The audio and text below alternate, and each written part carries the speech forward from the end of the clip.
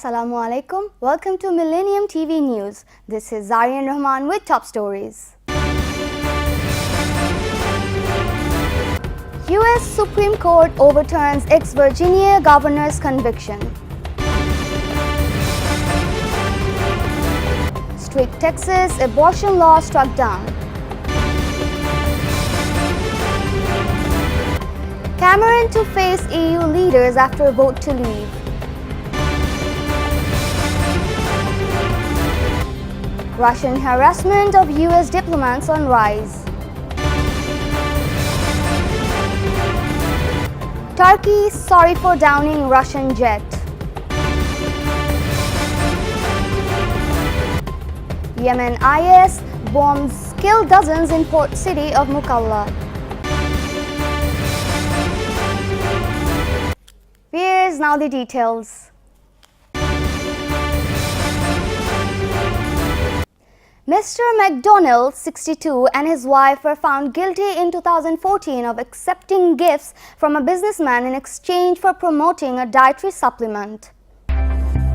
The High Court rejected the government's broad interpretation of what constitutes bribery. The court was unanimous in its decision. There is no doubt that this case is distasteful. It may be worse than that, Chief Justice John Roberts wrote in the opinion. But our concern is not with tawdry tales of Ferraris, Rolexes and ball gowns. It is instead with the broader legal implications of the government's boundless interpretation of the federal bribery statute. Mr. McDonald was convicted of taking in excess of $175,000 in gifts and loans, including a Rolex watch, designer clothing and vacations from Star Scientific boss Joni Williams in return for promoting the businessman's vitamin farm. Mr. Williams had testified under immunity as the prosecution's witness. The Republican governor, once a rising star in his party, has said he was never behind any official acts or government favors to benefit Mr. Williams. He argued he only performed routine courtesies for the businessman like setting up meetings and hosting events. The Supreme Court agreed with Mr. McDonnell, ruling that setting up a meeting, calling another public official, or hosting an event does not, standing alone, qualify as an official act. The former governor was sentenced to 2 years in prison, but was released on bail while he awaited his appeal. His wife, Maureen McDonnell, was sentenced to 1 year and 1 day in prison, but also remained free during her appeals process. The case will be sent back to lower courts to decide whether prosecutors have enough evidence to retry Mr. McDonnell. The law requires doctors who perform abortions to have admitting privileges at nearby hospitals and clinics to maintain hospital-like conditions. Republicans contended the law protects women, while advocates argued the measure restricts access to abortions. The key decision is the first major abortion ruling since 2007. Justice Anthony Kennedy sided with the court's liberals in the 5-3 decision, which marked the first time the High Court has limited state abortion legislation in more than 15 years. The last time the top court issued a ruling on a major abortion case was 9 years ago in a 5-4 decision to uphold a federal law banning a late-term abortion procedure. The Supreme Court legalized abortion nationwide in its landmark 1973 Roe v. Wade ruling. The typically 9-justice court was one member short after the death of Justice Antonin Scalia earlier this year. Chief Justice John Roberts, Justice Clarence Thomas, and Justice Samuel Alito dissented. The UK Prime Minister will discuss the implications of the Brexit vote and the way ahead at an EU summit in Brussels.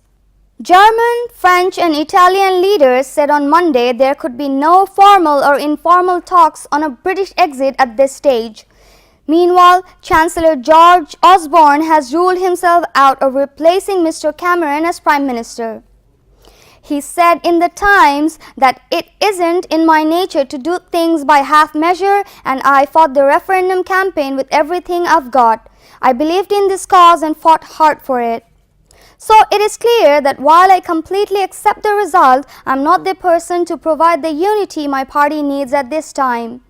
And Health Security Jeremy Hunt has said the UK must remain within the EU's single market.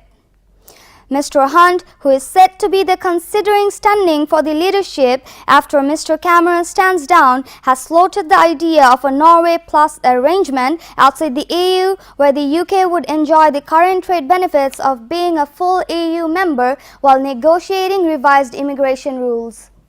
The issue has become so pressing that it has been raised directly with President Vladimir Putin, a US Department of State spokesman said. Over the past 2 years, the problems began 2 years ago following US-imposed sanctions over the Ukraine crisis, she added. Specific incidents have not officially been revealed. But the Washington Post said they included breaking into the homes of embassy staff, rearranging furniture, and even killing a family pet. No official response has been made by Russia, but a statement to the Post did not deny the charge and said there had been US provocation against Russian diplomats. The former US ambassador to Russia, Michael McFaul, told the newspaper that while his family was living in Moscow, they were routinely followed by security services that wanted him to know they were being watched. He said that incidents increased after the US and European Union imposed sanctions on Russian leaders following the annexation of Crimea and ongoing Russian involvement in the conflict of Ukraine. After the invasion of Ukraine, it got much worse, Mr. McFaul told the newspaper. We were feeling embattled out there in the embassy, he said. I'm not going to speak to individual incidents that were in a media report. What I will say is that we see an increase and we take it seriously. Mr. Erdogan sent a message to President Vladimir Putin expressing sympathy and deep condolences to the family of the killed pilot, a spokesman said. Turkey had angered Moscow by failing to apologize for the incident in November. Russia responded by imposing trade sanctions and suspending Russian package tours to Turkey. Mr. Putin said at the time the restrictions would not be lifted until Russia received an apology. Mr. Erdogan spoke of his deep regret for what happened and said he wanted to restore relations, Kremlin spokesman Dmitry Peskov said. The letter states in particular that Russia is a friend to Turkey and a strategic partner with which the Turkish authorities would not wish to spoil relations, Mr. Peskov said. Turkey has not yet commented on the Kremlin statement. The wreckage of the Army helicopter was found on Monday in Pennsylvania in the central province of Caldas, a day after the aircraft had gone missing. The Army said it suspected bad weather may have been to blame for the crash. Accidents are not uncommon in this area as mountain ranges and unpredictable weather make flying difficult. Last August, 16 police officers died when a helicopter crashed in low cloud in Antioquia province. The latest incident involved a helicopter that had been on its way from Kripto in the northern Chaco province to an army base in Toledo when it disappeared. The army said its mission was operational. There have been instances in the past when army helicopters have been downed by rebel groups. But last week, the government and the country's largest rebel group, the Revolutionary Armed Forces of Colombia, signed a ceasefire agreement. Analysts say it would seem unlikely the FARC would risk the progress made in the peace process by attacking a helicopter. President Juan Manuel Santos said there would be a thorough investigation into the crash. The mayor of Pennsylvania, Jesus Ospina, told Colombian radio that locals had seen the helicopter flying very low and reported hearing an explosion. Former Australian Prime Minister John Howard said the UK had the right to choose who settle within its borders. Station of Telstra. Hinch, why don't you sell the lot? Concerns over immigration were a key motivator for many Britons who voted to leave the EU. Proponents of the Brexit have called for an Australian-style points-based system to select migrants. It was the only way in which they could regain control of their borders and regain control of things that are fundamental attributes of an independent nation, Mr. Howard told Sky News Australia. In a 2001 re-election speech, Mr. Howard famously said Australia would decide who comes to this country and the circumstances in which they come. He enacted the so-called Pacific Solution, which allowed asylum seekers arriving by boat to be transported to offshore centres and prevented from reaching Australian soil. The policies were politically popular and lowered the number of asylum seekers arriving in the country by boat, but were criticized by human rights groups. Viewers, we'll take a short break. South Africa's President Zuma must repay $500,000 in public funds.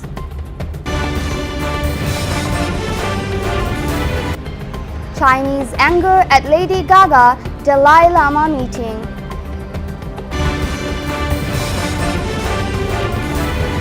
Draft of National Telecommunication Policy okayed.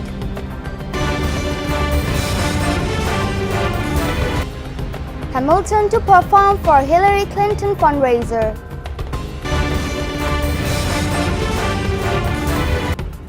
Euro 2016, Roy Hodgson resigns after England lose to Iceland.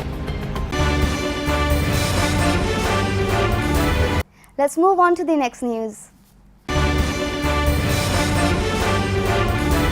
This comes after the country's highest court ruled earlier this year that Mr. Zuma repay some of the $23 million of public funds spent on his house in 2009. The upgrades included an amphitheater, pool, chicken run and cattle enclosure. Mr. Zuma must now repay the money, about 3% of the total spent, within 45 days. An anti-corruption body known as the Public Protector ruled in 2014 that Mr. Zuma had unduly benefited from the non-security renovations to his rural home in Kandla in South Africa's KwaZulu-Natal province. In March, the Constitutional Court then ruled that he had violated the Constitution when he failed to repay some of the money. It gave the Treasury 2 months to come up with a figure for Mr. Zuma to repay. The Treasury says it hired 2 independent quantity surveyors to conduct separate investigations to come up with the figure. The main opposition Democratic Alliance, one of the parties which brought the case, welcomed the Treasury's report but said it had hoped the figure would be higher. In April, President Zuma apologized for the controversy and said he would abide by the Constitutional Court's ruling. A few days later, he survived an impeachment vote in Parliament, showing his opponents that he is a true political survivor, our correspondent says. The militants struck at sunset as soldiers were preparing to break their day-long fast during the Muslim holy month of Ramadan, officials say. The attacks involved a suicide bomber, a car bomb, and an improvised explosive device, Reuters news agency reports. An offshoot of Al-Qaeda controlled the port city until recently. The first explosion occurred as an attacker detonated his suicide vest at a checkpoint on Mukalla's western approaches, Reuters says. A bomb-laden car then exploded at the military intelligence headquarters while the last bomb went off as soldiers were preparing to eat, the agency says. The Al-Qaeda in the Arabian Peninsula group had taken advantage of Yemen's civil war to seize territory, weapons and money. Yemeni security officials believe there is an overlap between loyalists and IS despite the rivalry between the two groups, Reuters says. Sleeper cells still exist in Mukalla and we are working against them every day, a security official was quoted as saying. Since the liberation of the city, security forces have arrested hundreds of Al-Qaeda fighters in raids, uncovered plots and seized around 20 explosive cars. Pro-government and coalition forces had previously focused on battling Houthi rebels and military units loyal to former President Ali Abdullah Saleh. More than 6,400 people, half of them civilians, have been killed in Yemen's conflict, while almost 2.8 million others have been displaced, according to the United Nations. Her social media posts about meeting with the Tibetan spiritual leader on Sunday have led to online speculation over whether she will still be allowed to perform in the country. Lady Gaga is one of, if not the most, popular Western musician in mainland China. Yet, she has irked mainland fans by showing her support for Dalai Lama, whom many feel is a figurehead for Tibetan spiritism. The Dalai Lama says he now advocates a middle way with China, seeking autonomy but not independence for Tibet. Lady Gaga's popularity in mainland China means that she is often a major talking point for entertainment and mainstream media there. However, such media have been notably quiet on her 26 June meeting, meaning that it largely went unnoticed. DCF says she has given up on the Chinese market and Venisono 7 accuses her of causing controversy to stay relevant in a waning market. The political depths this turtle will go to stay ashore, she says. Yet Losov defends her, saying she should not be ashamed, and adding that some of her fans had gone over the Chinese firewall to find out why she met the Dalai Lama, and then tried to painstakingly explain her reasons to other Chinese fans. We should respect all of her choices, he added. His comment received over 400 likes. 有关的事情发生以后， If you browse the internet in China and read the Chinese netizens' comments, you would notice their indignation. The Cabinet has approved the draft of National Telecommunication Policy 2016. The approval was given at the regular Cabinet meeting. presided over by the Prime Minister Sheikh Hasina, held at the Parliament Bhavan on Monday. Cabinet Secretary Mohammad Shafiul Alam told the matter to the reporters after the meeting at the conference room of Cabinet Division. Prime Minister Sheikh Hasina ordered the service providers in Dhaka city to work cohesively in implementing the demands of the city dwellers. A notification in this regard has been issued from PMO on Monday. Later, Dhaka South City Corporation Public Relations Department sent the notification signed by Director Administration Dewan Muhammad Humayun Kabir to the service providers. The notification also asked chief of the respective departments related to city corporations to attend all meetings, and they have to inform the corporations about the final work. The construction or renovation works in city corporation areas hampered due to the lack of coordination among the service providers. However, two elected mayors, Anisul Haq and Said Kokun, promised to coordinate the development works of all providers with city corporations, and they are working to implement their promise. Viewers, now the Millennium Entertainment and Arts News.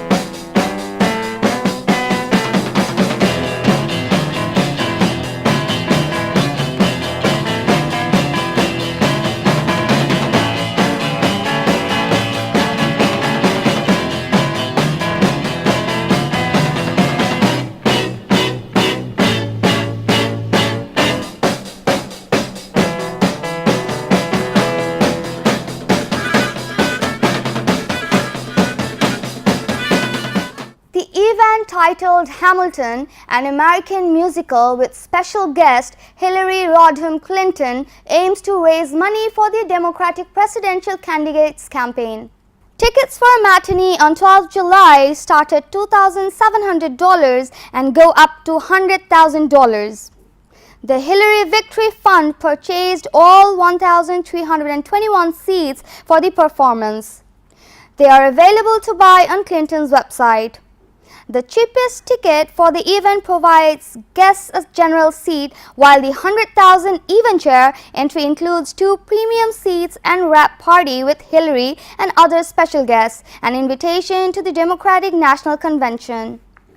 In an email sent to her supporters, Clinton is said to have written, "When I first saw the musical Hamilton last year, I was blown away. It's an incredible feat of storytelling about the fight for the heart and soul of our very nation. It's a look at history that feels immediately relevant today. It's a beautiful piece of art with empathy to spare." Hamilton's creator and star Lin-Manuel Miranda and his lead co-stars are not expected to perform at the fundraiser following their final performance of the show on 9 July. Last November, the show hosted a fundraiser for the Democratic National Hope Fund, which President Obama and First Lady Michelle Obama attended. They are such fans of the show that they introduced the musical's performance at this year's Tony Awards. The president said it was not only a smash hit, but a civics lesson our kids can't get enough of. Hamilton led the Tony Awards in New York earlier this month, winning 11, including Best Musical and Lead Actor. It will transform to London's West End in October 2017. He passed away peacefully on Monday in Rome and did not suffer from pain, his son said. Spencer, whose real name was Paolo Pedersoli, was known among his fans as the big friendly giant of the screen because of his height and weight. Spencer, who was also a professional swimmer, played in more than 20 films from the 1950s to the 1980s.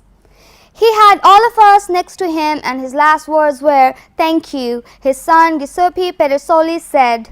In a tweet, Italian Prime Minister Matteo Renzi said, "Ciao, but Spencer, we loved you so much." Spencer was born in the southern Italian city of Naples in 1929, but later moved to Rome, where he became a promising swimmer. In 1950, he was the first Italian to swim 100 meters in under 1 minute. He later abandoned his supporting career and began playing in westerns and comedy films, often alongside Terence Hill. Spencer appeared in movies including ASI, They Call Me Trinity, and A Friend is a Treasure. Spencer said he chose his name as a tribute to his favorite beer, Budweiser, and the US actor Spencer Tracy. Here's now the Millennium Business News.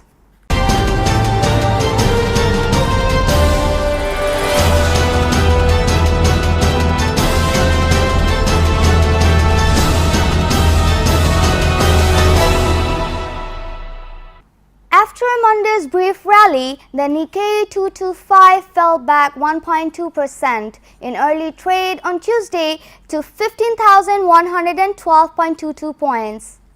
With the yen remaining strong, it was especially Japanese exporters that were hit.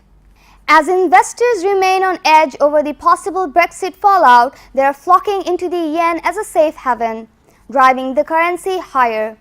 Any rise in the yen will make Japanese goods more expensive abroad, hurting the prospect of the country's crucial export sector.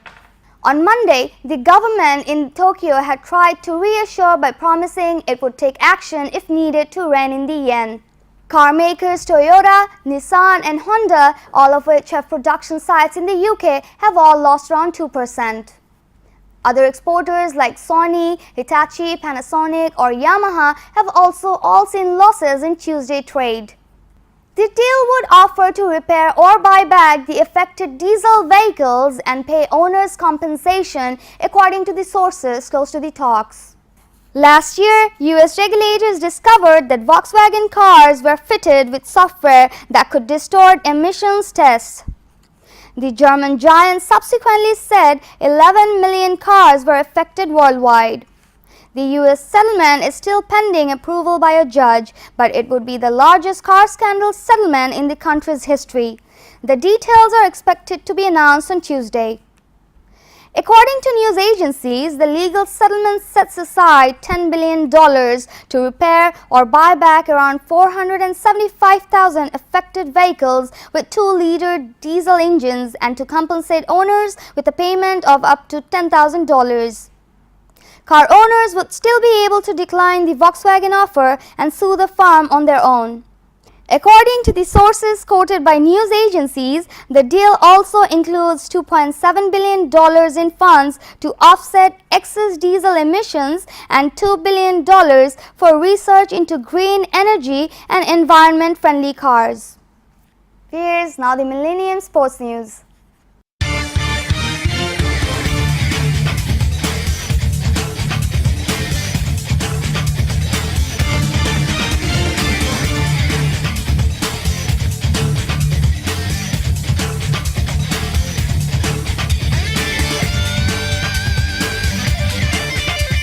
The 68-year-old had been in charge for 4 years after replacing Italian Fabio Capello, but has won just 3 of 11 games in major tournament finals. Iceland, with a population of just 330,000, were among the lowest ranked teams in France at 34 in the world. "I'm sorry, it will have to end this way, but these things happen," Hodgson said. "I hope you will still be able to see an England team in final of a major tournament soon." Now is the time for someone else to oversee the progress of a hungry and extremely talented group of players. They have done fantastically and done everything asked of them. Hodgson, who won 33 of his 56 games in charge, would have been out of contract at the end of the tournament and was set to have talks over having it renewed. The 19-year-old New Zealander claimed her third victory of the season despite ending her final round on Sunday with a bogey 6 on the par 5 18th hole. "It wasn't the greatest ending to finish up with a 6, Ko told the Golf Channel. "It covers up how well I played earlier on. The world number 1 ended with a tournament record 7 under par. Her total of 196 in the 54-hole event at Pinnacle Country Club left her 3 shots clear of Taiwan's Candy Kung and American Morgan Pressel. Ko's victory at the ANA Inspiration Tournament in April made her the youngest 2-time major winner in LPGA history. Viewers, let's have a look at Millennium TV News Recap. U.S. Supreme Court overturns ex-Virginia governor's conviction. Strict Texas abortion law struck down. Cameron to face EU leaders after vote to leave.